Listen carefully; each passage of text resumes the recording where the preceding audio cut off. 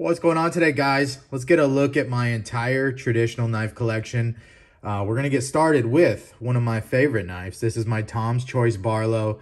It's going to demonstrate why I love traditional knives, or one of the reasons I love traditional knives so much is to patina. And it's one of the reasons why I think that the modernized versions of traditional knives are not better than, they're just another option to the traditional space. So I'm talking about like GECs with 1095 versus the Jack Wolf knives with all the new modern materials. I love them both. I am a knife enjoyer of all makes and models and sizes and traditionals and regular. But here's one of the reasons why I absolutely fell in love with traditional knives was the patina. So if you can see right here, this cover is a whole lot lighter than the other side. And that's because this knife rode in my watch pocket for years. I'm talking every single day, month after month, and you can see the pocket worn nature of this one was faced out. This was in my watch pocket.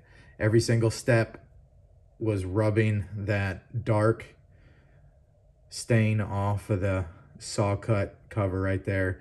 Absolutely one of my favorite knives in my collection. Very early Tom's Choice. I think it was in the first run or three of the Tom's Choice. Has the long pole swedge, and you can see the patina. I got this thing new, or pretty much like new. You can see where I've dropped it on pavement. And to me, yeah, it's a little heartbreaking at first because I don't necessarily want to be tough on my knives. You can see where I've chipped the cover there. And it's like you don't want it to happen. But then again, when it's all pocket worn and has the patina on it from honest pocket carry, I like it. I dig it. So there it is. This is my Tom's Choice 15. I should rush through some of these, but I'm just going to take my time. It'll probably be a long video. Here is another 15. This is a crown lifter. Got this as a gift from a friend. Hope he's watching. I really do appreciate it. You can see I've carried and used this one quite a bit. It has the screwdriver, pry tip, cap lifter on it. That's another 15. Again, I just love how traditional knives with these traditional materials, patina, and the look changes from day to day when you carry them, how you use them. Some are in a state of needing maintenance and repairs and sharpenings and stuff like that. Repairs just being like oil the joint and sharpen them. 1095 is very good at your everyday cutting stuff. But if you just break it down a bunch of cardboard and stuff, you know, you're going to have to strop it up at the end of the day. But 1095, relatively soft steel, and will strop up very nice to a razor sharp edge quickly. So it's one of the pluses and minuses whenever I talk about steels is the ease of sharpening. Yes, they dull quicker, but they also sharpen quicker and easier. So always a little bit of a trade-off there. This is my 92 Talon Jack, if I remember. You see in that paper micarta has, I don't know, like a swole center type thing there, and that's to get that bar right that holds the spring has to be up and out of the way so the blade can tuck down in there. But they also made this maybe particular one when the Wharncliffe blade did not need that extra space, but the ones with the spear point do need that extra space. So this is just a Wharncliffe blade inside this frame. Very comfortable in the hand. One of my favorite knives that I have in my collection, believe it or not.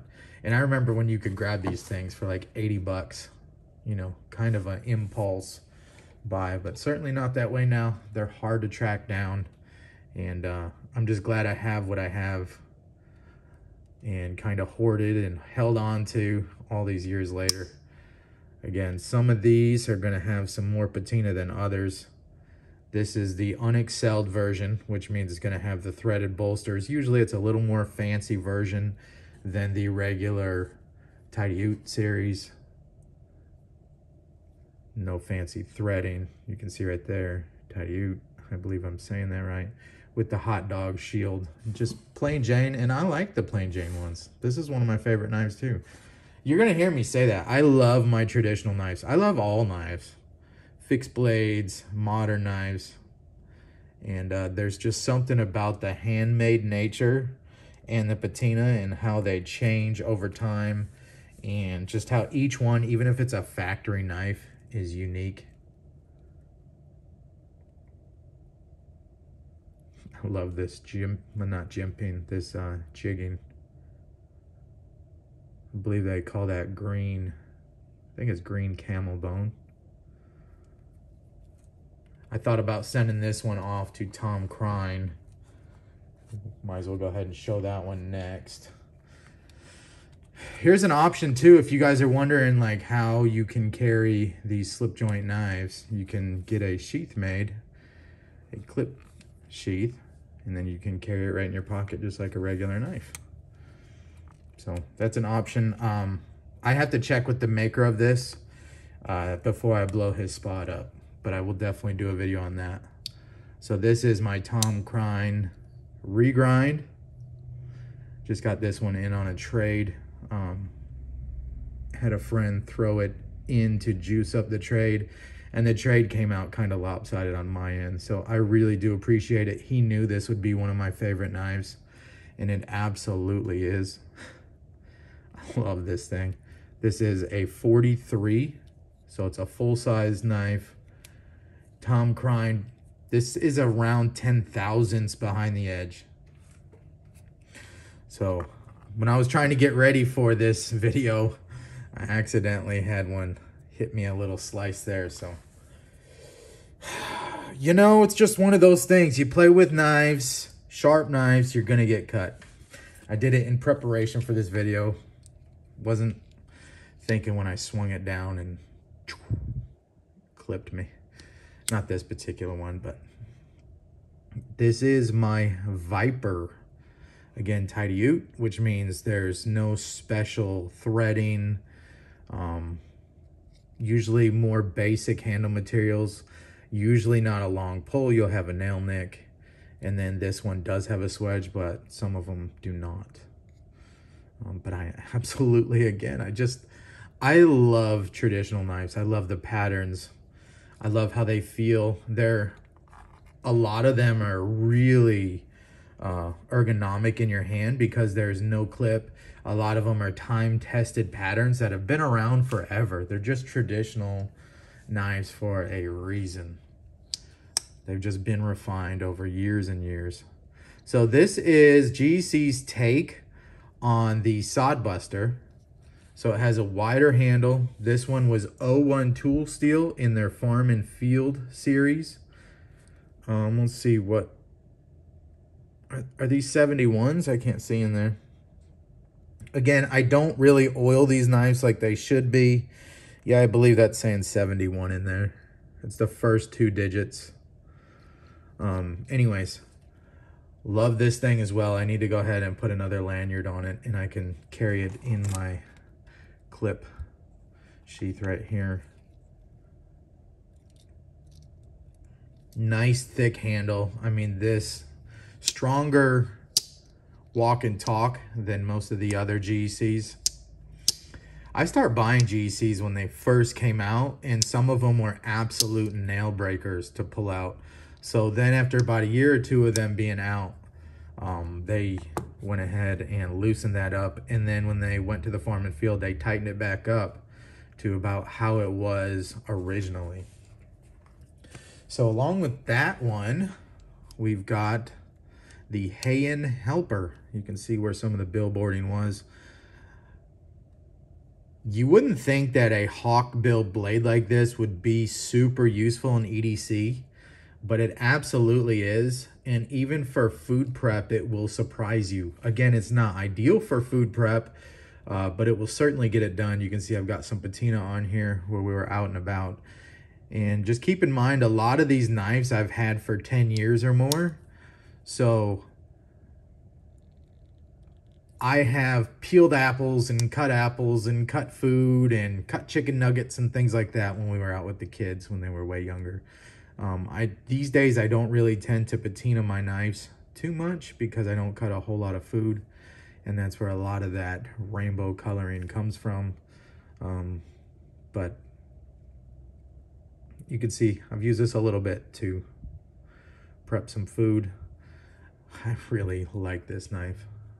I would love to see Jack Wolf Knives take on a hand helper style. And I also think they need to do a sodbuster style, but I have no info. So along with these GCs, if you know, GC was the OEM for a lot of the Northwood knives, not all of them. But let's go ahead and get into some of those.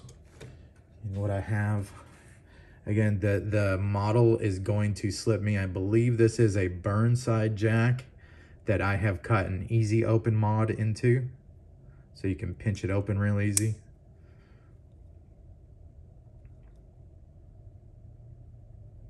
You can see how off. This is super thick up top on this cover. And then on the opposite side, this one's thick on the bottom. So it's kind of like a little thicker here, and then the bottom's thicker on this side. And I just like that uniqueness. Some that may bother them and they might not like it, how much handle material's here, how thin it is here. To me, it really matches the primitive nature of these Northwood knives, and this one in particular. If I remember right, they left this with the heat treat scale on. Of course, I've patinaed mine now, so mine looks a little different, but I think I'm right on that. Again, made by GEC, nice walk and talk. Just a really gorgeous knife. Long pull.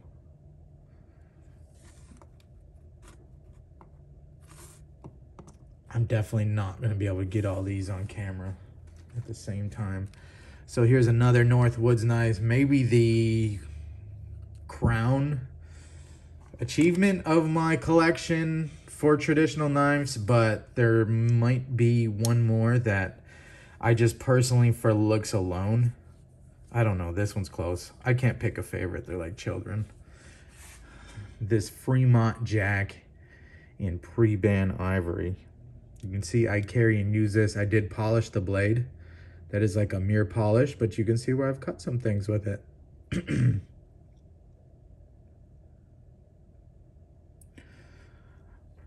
I probably should redo this edge and go ahead and polish this thing up again, but this is pre-ban elephant ivory.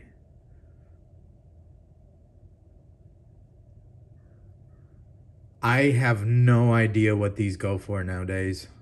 I would guess $800 or more. This was a gift from a really good friend. I hope you're watching.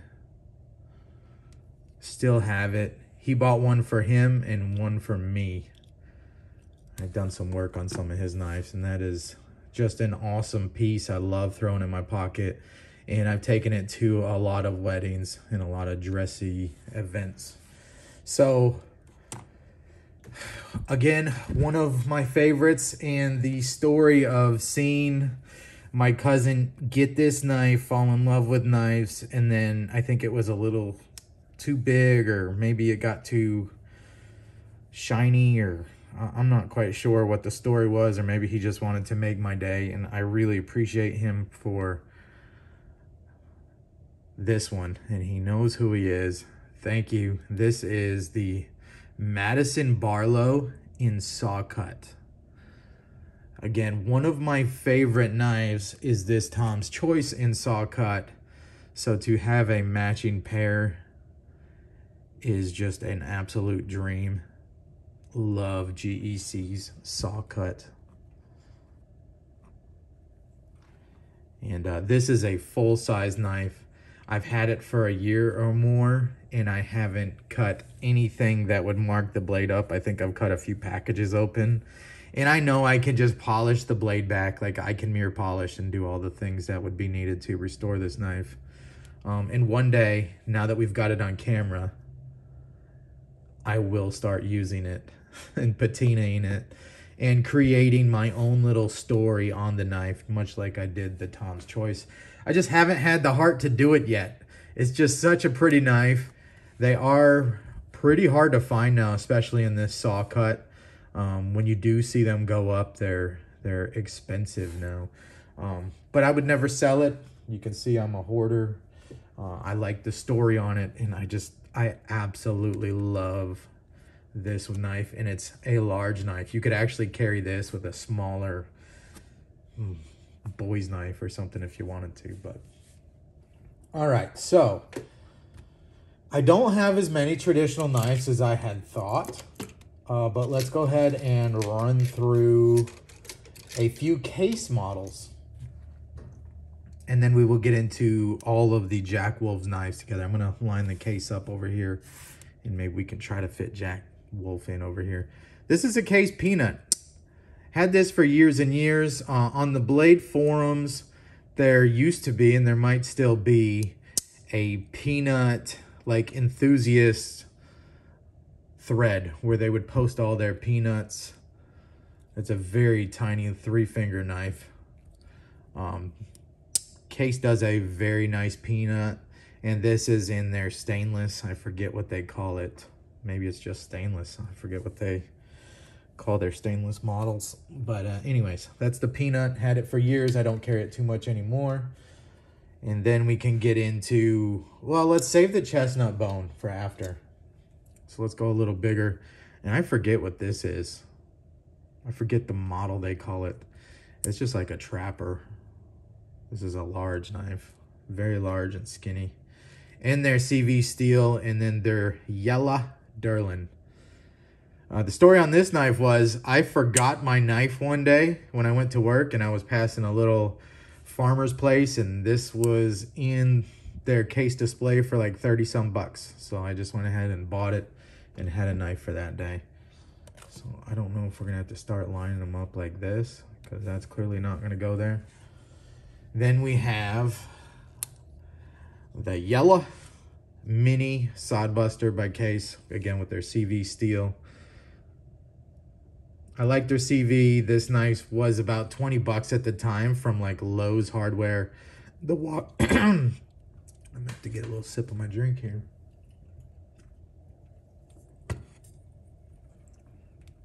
Excuse me.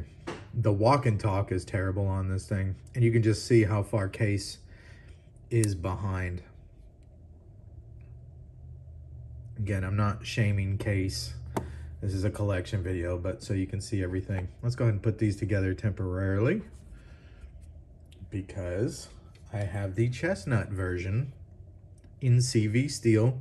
I like this one a lot better. I like how there's no bolsters or anything on this. Just a brass liner with that chestnut bone. This is not too thin, not too thick. Again, in this mini sodbuster style here. I really do like this knife a lot. I should start carrying it more. You can see the patina. Look at the beautiful CV patina. I think I cut up some pork chops. Pork chops, hot pork chops really patina your blade. Really nice and fast. Gives it those rainbow colors in it. I don't know if it's the heat in the pork. This knife was not terribly expensive. I think it was like $75 or so. And that's in the Case chestnut. So I definitely like that. If I was going to carry a CV Case, it would be this one over this one. The yellow Durlin is a staple for Case knives, but I definitely like that chestnut bone version a little better. All right, I think we are going to run out of space. And I honestly thought I had more than this. I guess it's because sometimes when you have a knife collection, it seems so overwhelming what knives you want to carry and use that you feel like you have a lot more than you actually do. And I've also gifted a bunch away over the years, but anyways, This is a case Stockman, again, in that chestnut bone. This one was a little different in that this has the regular clip point blade here, the pen blade, and then instead of the spay blade, they did a little sheep's foot blade here. So case this was a kind of a different pattern on how to do things. You see I've lowered that angle really far. I was gonna turn this into like a razor, and I did, but it just got a real ugly bevel on it. So very wide bevel, but it's super thin, kind of like a razor. With a Stockman, you can do that. You got your big blade, your main blade. It's still not very big in comparison to what a lot of us carry nowadays, but, and then you have your pen for your detailed stuff, and then you could save that sheep's foot blade for that razor. I'm gonna go ahead, actually, we should have it open. See if we can slide that boy right there, keep this in frame. And then one of my favorite knives, and it just so happens to be a case, is this Tony Bowes pattern Swayback Jack. This had his stamp of approval. Rest in peace, Tony Bowes. This was one of their best quality controlled knives as well. I don't know how the new ones look, but I remember everybody saying how much better the fit and finish were on these little Swaybacks versus the other case knives at the time. So I hadn't bought a new case in a long time. You can see this had a lot of pocket time. How beat up that bolster is. I could probably sand this down and polish it again and get rid of that pin. But again, in my opinion, it's all part of what makes these traditional knives cool, is the patina and not doing that type of stuff. So as long as there's no wiggle side to side, and there's not, as long as the walk and talk is good, and it is,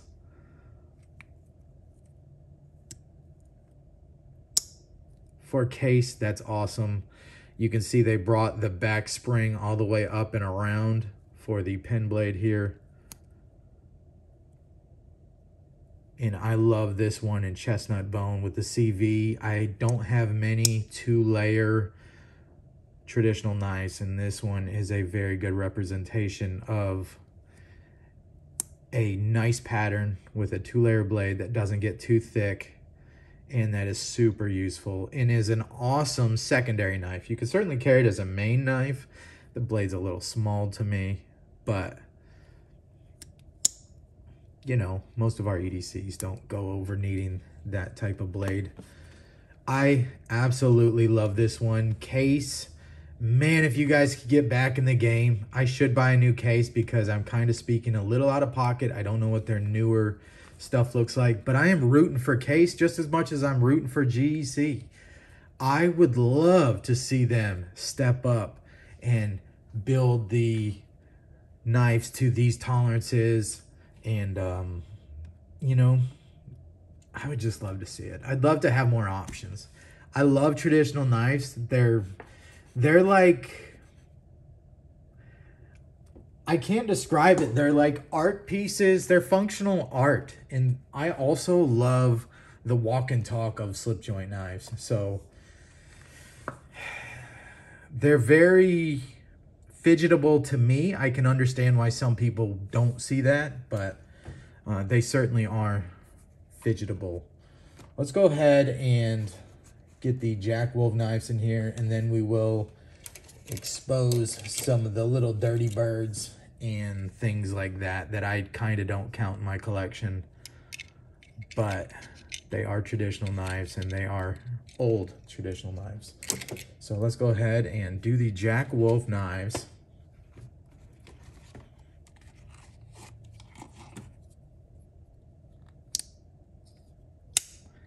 It's so crazy to feel the walk and talk on these after pulling all these other ones open. So we might have to lay these up like this. This is the Benny's clip. Been carrying and using this one quite a bit. You can see some of the scratches on the blade. maybe.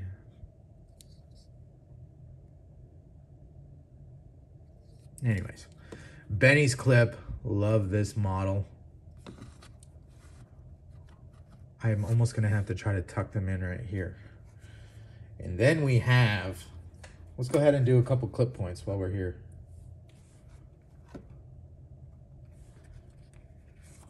Let's do the Javelina Jack. I'm about to shoot the review on this one.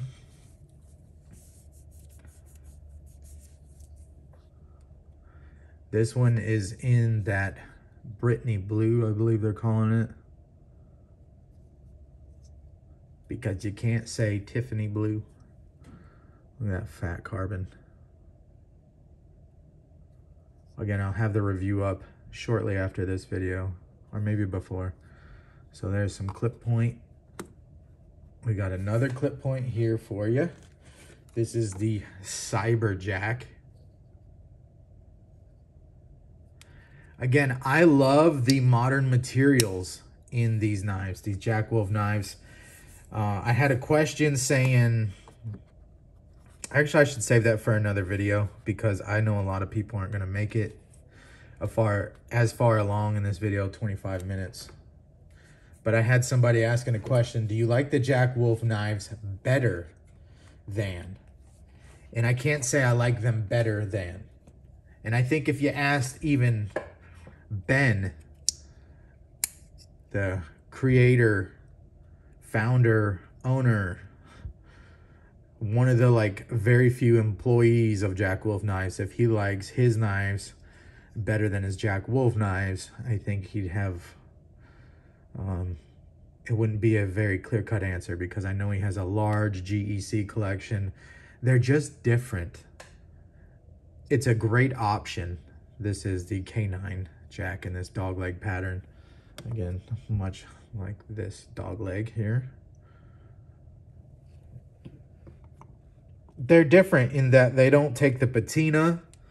They have blade steels that hold the edges a little longer. They're made with, some of them are made with more modern materials. And they're just different. It's a different feel. It's even a different feel on the walk and talk. I certainly love them, but I also still love my GECs. So here's another spear point blade. This is the low drag in S90V. Again, I've had a lot of GECs over the years. I had a few bullet end jacks that I easy opened and sold or traded or gifted. And so this is my only bullet end jack pattern. Here is the, we're gonna have to start stacking them now. Here is the Venom Jack by Jack Wolf Knives. I don't know a good place to put that. Man, all right. Maybe what we need to do is fold these cases up and tuck them over here because I would like them to all be on display if we can, and I think we can do it. I thought my collection was a little larger than this, but I'm kind of happy to see it's not.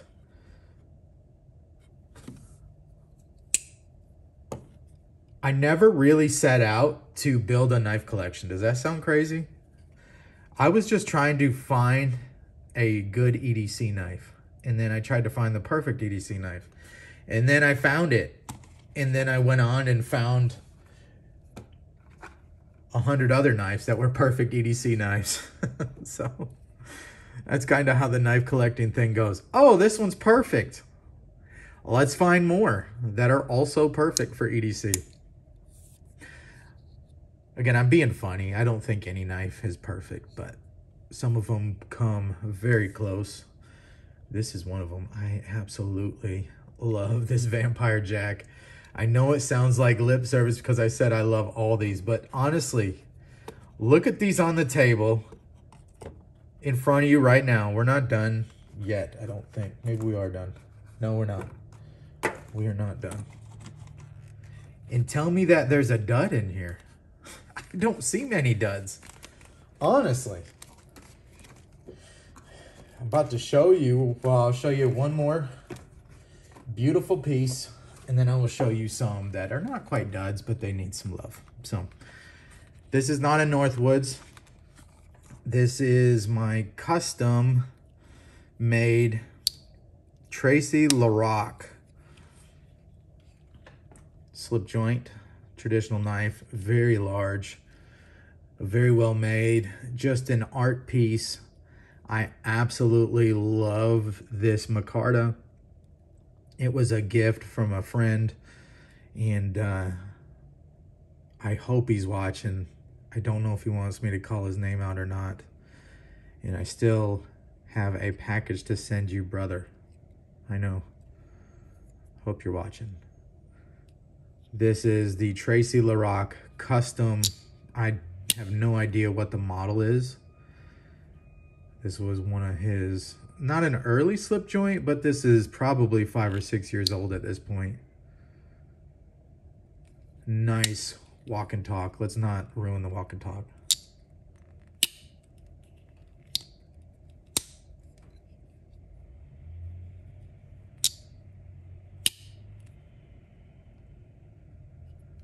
I forget what tool steel this is, but look at the hamon. You can see how much I've carried and used it. Broke down a bunch of cardboard and things like that. A knife like this, to me, it was hard to make that first cut, but once I did, I just knew I would form a little bit tighter of a bond with the knife. Does that sound crazy to say? I love all my knives to show that they're worth keeping by carrying and using them.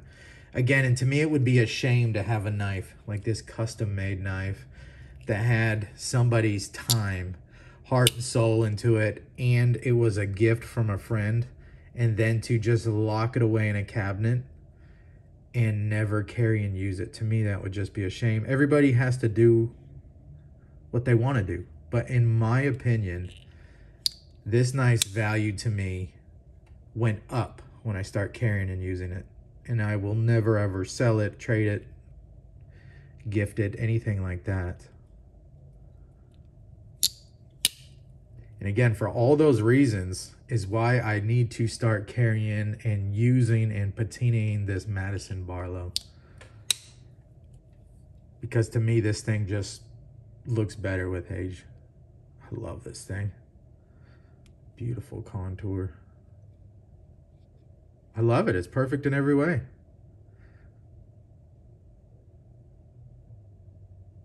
No gaps.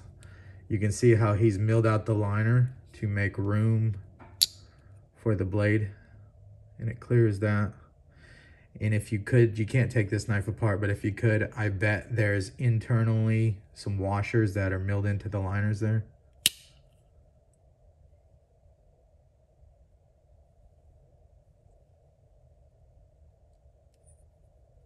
Just gorgeous. Just gorgeous. Again, one of the crowning achievement knives. Grail knives, if you will. I love this thing. I don't know where to put it without being disrespectful to anybody. But there you go. Let's go ahead and show a few projects. I had this in mind. This was a gift somebody threw in a package. This is an old Boker. I don't know when it was from. I have no idea if this is true vintage or if it's, you know, something that's just been used a lot. But I had when I was customizing knives, I had somebody throw this in the package as a gift. I appreciate it. I love the patina on it. And honestly, it's a functional knife, except for that pen blade doesn't tuck itself into, you got to give it a little push to guide it down there. I probably should loosen this up a little bit with get a little bit of pressure off of that and get some, maybe soak it in some WD-40 or mineral oil overnight and see if we can get this thing to break free, give it a sharpen, and carry and use it. Now we got somebody's alarm going off. Wonderful. Well, we know nobody's made it 35 minutes into the video anyways. All right. They took it off. All right, so I had the idea about a year ago. Again, I don't think I'm going to be able to do it, but I grabbed a few cheap knives off of eBay and I was going to do restoration videos on them and maybe take off this cheap Derlin plastic style cover and put something better. G10, micarta, carbon fiber, do something better. And this one was one of those knives that I bought. So I'm going to show you a few of these. This is a little Imperial, kind of styled. Right, the 14s would be styled after something like this. Little boy's knife.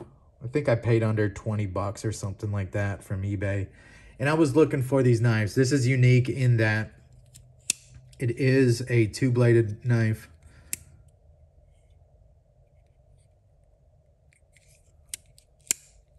It really still has nice walk and talk for the age. Made very well. Unique in that this side is completely flat and then this side is the only side that is ground. Can you see that? So I like this knife. No fancy swedge or anything. It's something we could do if we restored it. Long pull and a good little size, and I think it would make a good candidate to clean up and redo and do a restoration video. Those are very popular on YouTube. I'm probably really missing out by not taking the time to do that, but my life is such that I can't do that right now. I'd rather make videos or live stream or do something like that. So I don't know if that will ever get done. Here's another one along the lines. This was a little liner lock. Again, these knives have no history with me. I just bought them on eBay with plans of restoring them. This is Ulster. I think that's how you say that. USA made. I forgot what they call these. Somebody will know because it's kind of like a traditional pattern that's very popular. So this one has the liner lock. Is this an electrician's knife? Is that what they call them? I can't remember. But you kind of have your screwdriver here. You have your scraper here. And I think that's something as well. But again, liner lock on this. Well made too. This doesn't have much play. But you can see it's seen better days. This would make a very good candidate to pop these pins out, clean the knife up, and then reassemble it with nice polished blade, and then sharpen it, get that action back up to snuff. It says USA right there. I would assume it's a USA made knife. Again, I could be wrong, and this might not be a carbon steel. It might be a stainless. You'd think there'd be a little more rust on there than there is. So this is probably a newer knife. I believe these had bells on them too, that wire that comes around. But anyways, cool knife. I should just sharpen it and throw it in my pocket and see how it does. But I have such a great selection of knives. I just don't see myself doing that. But again, it's there. I don't know if we count it as a collection piece. But then here's one I actually did start. A bit of a basket case. And I forgot what this was. I took it apart. I polished it. I start restoring it. I buffed the pieces. This was a Kingston, USA. I really like that main blade shape right there. And then I was going to take these cheap plastic covers and I polished up all the pieces, and then I was going to put the pins back in and reassemble this knife, but do like new micarta or some lightning strike carbon fiber, or that burlap with the, I think they called it thunder strike. So anyways, most of this knife, I wouldn't say it's done, but a lot of the hard work has already been done. You can see the springs are there. Here's the bolsters. Pop the pin back in and reassemble the knife. Basket case, I had filmed this entire process, and then somewhere along the lines that footage got deleted. So this has been years just sitting in a egg crate like that. Kind of sad, but it is what it is. I've got so many videos that are like that, that are like halfway filmed, and then I just didn't finish the rest, or I finished the rest off camera just because I didn't have time. So anyways, 40 minutes in, I was just going to show you guys. I don't know if I count these as traditional knives, but I assume they are. These are just some Swiss Army knives. And I picked out the most interesting one. I probably have 15 or 20 different Swiss Army knives tucked in bags and glove boxes and things like that all over the place. But here are just some of the ones that I use quite a bit. So this is the Cadet in that green. Everybody's seen the Cadet. You can see I've carried and used this a bunch. You can see how much this bale has hit these scales over there. This is a harder model to find now. Long discontinued, still beautiful walk and talk. You see I sharpened up the can opener there. I've actually used this as a can opener. And love the Cadet. And then this is, I forget what model this is. I use this all the time too. This one stays in the bathroom. Use the scissors a lot to cut threads and things like that off of my clothes. Again, this has some green covers on it. Aftermarket covers. Got these from a gift as well, from the same gentleman who gifted the Laroque. Appreciate it, brother. I still have a package to come your way. You know the details on that. And then I was experimenting on AliExpress. You could order these titanium upgrade covers for your Swiss Army knife. And I just wanted to see how they were, because I thought it could be something that I could order. I think they were around 50 bucks for a pair of them. And then I could anodize them or nuke them and sell them or whatever, you know. And they fit great, and I just never ordered any more of them.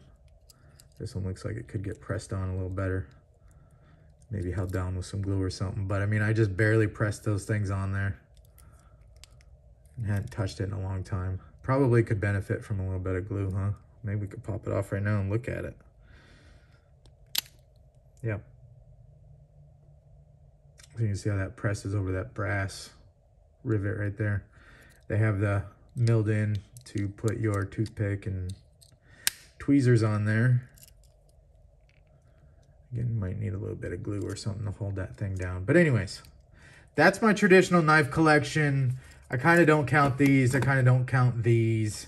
And I thought it was a whole lot more.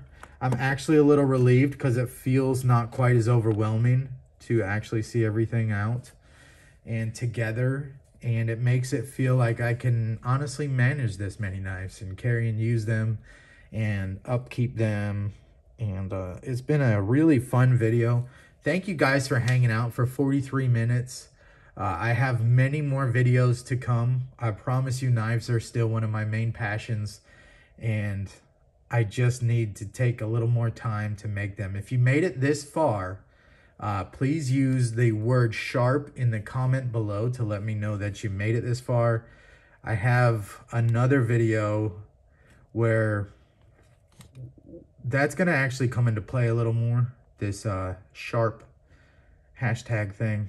I want to use it on Instagram, do some sharp pocket dumps, and we will feature those when I do the live streams. So we will go through your pocket dumps. I will make another video for that. But just so you know, the sharp gang's out there. I appreciate you guys. And I hope you have a great day. I know this makes my day seeing all these in front of me. I honestly thought I had about twice as many, but I'm glad to see it's not. This feels reasonable. Let me know what you think, guys. You guys have a favorite? Do you want to see anything closer, a little better? Do you want me to elaborate on any story of anyone in particular, or compare or contrast or whatever? I'm here for you guys. Thank you so much. Again, hope you guys have a great day. See ya.